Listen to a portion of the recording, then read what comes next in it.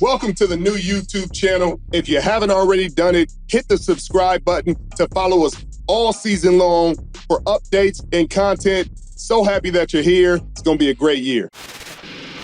The San Francisco 49ers, they open at home against Aaron Rodgers and the New York Jets. Prime time. Richard, this is going to be a much anticipated game. What are your thoughts going in right out the gates, Monday Night Football against the Jets? Well, it's going to be a great game, first off. I think that's a great matchup. Robert Saleh coming back to San Francisco. There's so many storylines.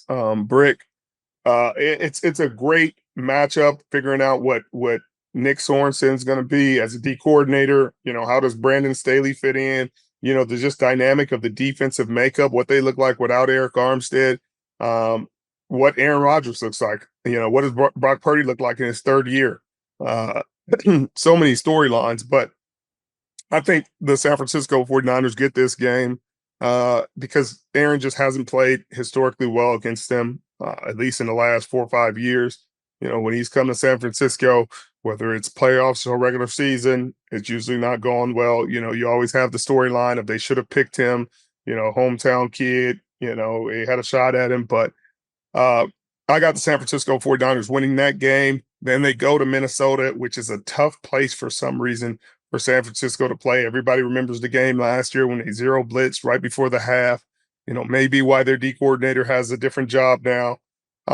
But it just wasn't great. But I see them winning that game against a young quarterback and McCarthy that, will get that system down. I'm sure Kevin O'Connell will keep it simple for him early. They'll run the ball, but I don't know if they got enough to beat them.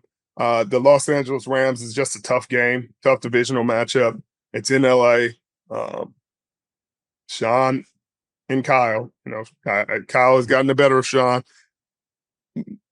majority of the time outside of that playoff matchup in the NFC Championship. But again, I have San Francisco winning that game. So starting it off 3-0, then they play New England at home. That feels like a win, Mitchell. I don't believe in Drake May in that way. And it doesn't seem like he's getting a lot of positive reviews coming out of New England right now. So we got him San Francisco 4-0. I got him beating Arizona at home.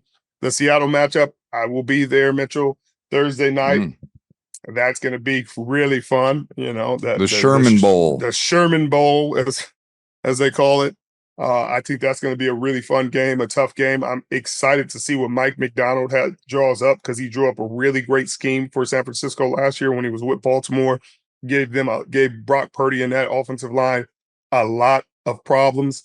So I'm sure he's going to look back at that tape and try to draw up some of the same problems. I'm sure Kyle Shanahan is going to look at that tape and try to find solutions to it. I got that game in a tie, Mitchell. The Kansas City game in San Francisco is going to be another game. How do you not have that in prime time? Like, what are we doing? What are we doing? Like, what are we actually doing? That might be the game of the year, and it's a 125 kickoff. It's a 125 kickoff. Yeah, and it's not like this was like before, like you guys didn't have time and you don't know what these teams just had played in the Super Bowl. This is a Super Bowl rematch, and it's at 125. There's no way. There's no way. You got to be kidding me. You got to be kidding me. First off, that's crazy.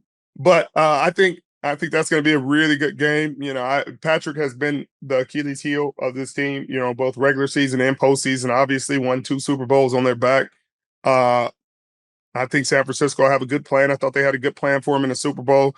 What they didn't have a good plan for is Chris Jones because they let him run scot-free a few times that they shouldn't have. I mean, I'd rather you triple team him than let him run free. But I think San Francisco finds a way to get that game. Dallas historically doesn't play well at San Francisco. I mean, I don't think they'll get blown out this time, but I don't think they'll win. I think the Tampa game is kind of a trap game, one of those games you could fly all the way out to Florida, you're lethargic, you're tired, stuff. It's a 10 a.m. game. I feel like they find a way to lose that game, Mitchell. They do find a way to lose it. Talk about that, Rich. I mean, two elements here. You got the bye week settled at week 9. Like you being a former player, the rigors of this season. How important is it to have a later bye week? And right here, dead middle of the season. I mean, that's a perfect bye week. I mean, you with the 17th game, you could maybe push it a week or two, but I think you feel pretty good about that game. Eight weeks of the season, you're pretty much smack dab in the middle. Um, you feel good about that. Plenty of time Well, for then guys to rest. you come out of the bye and you travel, and we hear about it all too often more in college football, right? When these West Coast teams come East Coast and they just get blown out because they're starting at 9 a.m. their body time. Richard, how tough is it realistically, you being a West Coast guy, to go and play at 10 a.m.? I mean, is your body adjusted, or is that tough for you guys? Uh, it, it, it, I don't know. You try not to ever make an excuse about it, Mitchell, because you just got to deal with it. So I guess you don't really know. You know what I mean? I couldn't tell you if my body's adjusted, my body's not adjusted. Um, you just go out there and play, because we play some 10 a.m. games and we beat the heck out of teams, and then you play some 10 a.m. games where you're getting beat by bad teams. We played Miami one time at 10 o'clock, and I want to say they won 3 games that year with Tannehill, 3 or 4, and we lost to them. And we went on to I want to say we went to the playoffs that year. We might have went to the Super Bowl that year, but those are tough games. I think, especially Florida. I mean, that's about as far of a way as you can travel. I think them coming back at home versus Seattle will be another tough game. Anytime it's in a division, it's going to be a dogfight. You got Green Bay in November. Again, I got them tying Seattle. 2 ties in the season, Mitchell. They're going to break the NFL record for that. Uh, Green Bay, I think it's going to be a really good game. Another rematch in the playoff rematch at Green Bay in Lambeau in December or in November. It could get dicey, Mitchell. I got to give you that. It could get dicey. Mm-hmm. I know Brock played at Iowa State and it got pretty cold out there, but Lambeau in November, December it could be tough. And it could be tough for everybody. So I think that's going to be a tough game. That may be a potential loss. So we got 2 losses on the schedule. Buffalo, I think they can go to Buffalo and get a win, especially coming off that loss. I think Chicago coming in, young team, a lot of weapons, but the young quarterback, I don't think he's gonna have some growing pains against this defense. I think that's a win. I think they beat the Rams again. I think they beat Miami. I think they lose to your Detroit Lions on Monday night at home. Detroit gets their revenge, and I think they finish the season with a win at Arizona. So, Richard, we're gonna have to clip the last 10 seconds of that. I need that. I need a you need reel for that. You that need for that sure. injected into your Oh veins. yeah. Yes, sir. Yes, sir. Richard, before we move on to Seattle, San Fran, I want to talk about this division a little bit here, because Arizona has been a doormat the last few years, but Kyler Murray's been hurt. He's back. He's allegedly healthy. He's got a weapon in Marvin Harrison Jr. Then the LA Rams, I know there's question marks.